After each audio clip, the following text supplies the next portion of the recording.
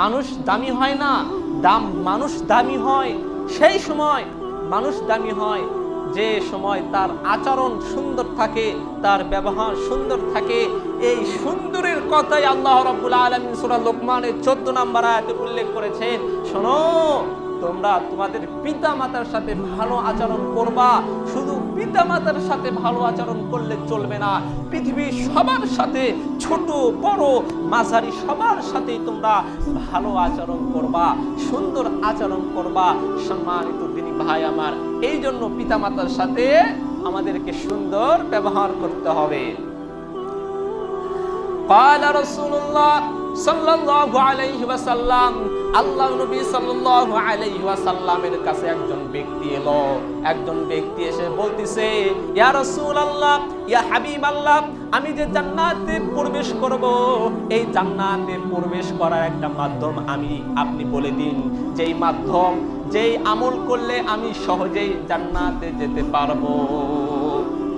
তখন আল্লাহ নবী, বিশ্ব নবী জনাবে রাসূলুল্লাহ সাল্লাল্লাহু আলাইহি ওয়াসাল্লাম বললেন, শোনো শোনো শোনো, তোমার পিতা মাতাই হচ্ছে তোমার জান্নাত, তোমার পিতা মাতাই হচ্ছে তোমার জাহান্নাম।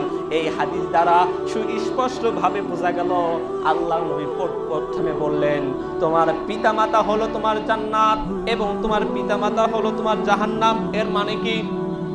এর মানে খুব সোজা।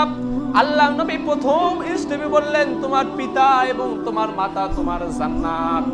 তার মানে যদি পিতা মাতার খেদমত করে, যদি তাদের থেকে যদি দোয়া নিতে পারো, তাদের থেকে যদি আশীর্বাদ নিতে পারো, তোমার পিতামাতা যদি তোমার উপর যদি সন্তুষ্ট থাকে, তোমার পিতামাতা যদি তোমার উপর যদি সন্তুষ্ট থাকে, তাহলে তোমার পিতামাতাই হচ্ছে তোমার জান্নাত। সুবহানাল্লাহ।